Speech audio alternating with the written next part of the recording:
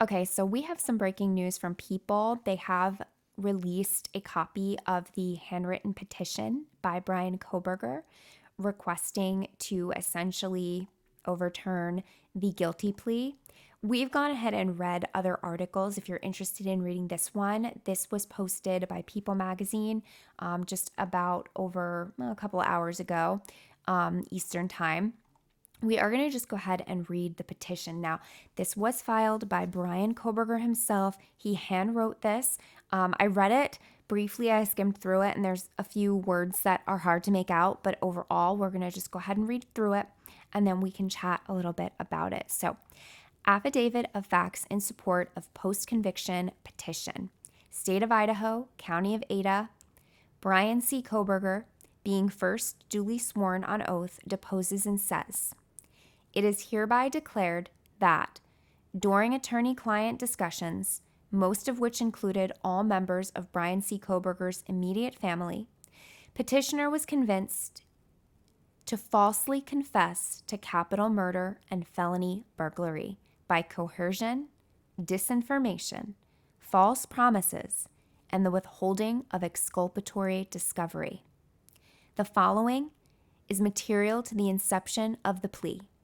Number 1, counsel's failure to inform petitioner of exculpatory discovery received during plea discussions, namely clumps of unknown hair found in Ethan Chapin's hands, as well as a failure of further inquiry. Now, that's a big question a lot of us had in the true crime community as well. Super interesting. All right, number 2. Petitioner was convinced that actual guilt was not an important factor in considering plea acceptance. Death row was imminent and advised to lie. Petitioner was to get a legal victory in entering a false plea.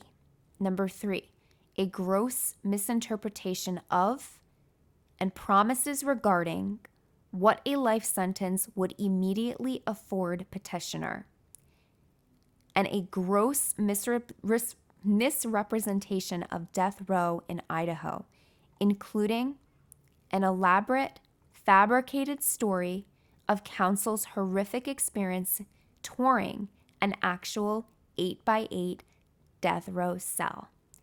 All communicated to petitioner and his family, allegedly by IDOC, through counsel, thus constituting threats and promises made to induce a plea agreement. Further, this is super light, so I'm sorry, it's hard for me to see. Further, your affiant saith not. Signed, Bryan C. Kohberger, signature of affiant. Certificate under penalty of perjury.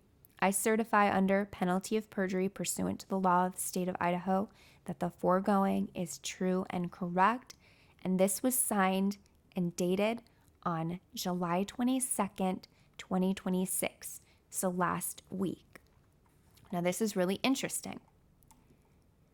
There are a couple things here that stand out, and I think the first one is this exculpatory evidence. I think from the beginning, we've always known through listening to pretrial conferences and hearings that there could have been exculpatory evidence, and we're going to go into that in future videos, but this is huge. So obviously, Bryan Kohberger is getting the documents that we've been getting. We got that really big document drop just about a week or 2 weeks ago, and in some of that paperwork, it went over that clump of hair.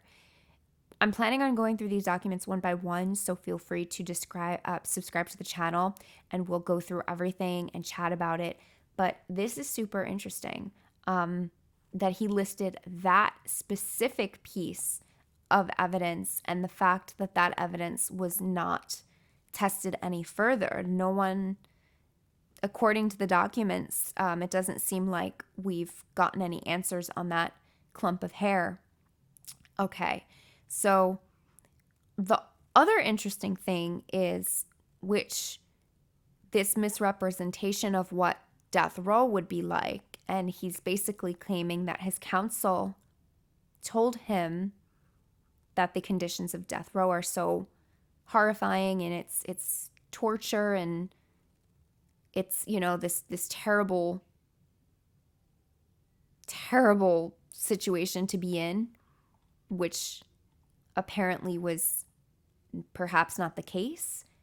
And he believes that things told to him were fabricated to get him to sign this. So that's all I wanted to bring. I know I've kind of spammed out 3 videos today, but I'm just trying to get as much information together on this channel, and so we can go through everything one by one. First thing tomorrow, I'm going to start at the very beginning.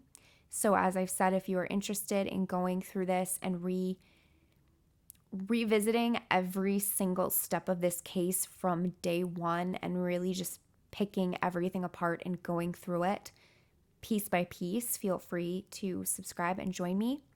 I hope that you have a wonderful evening, and I will see you next time.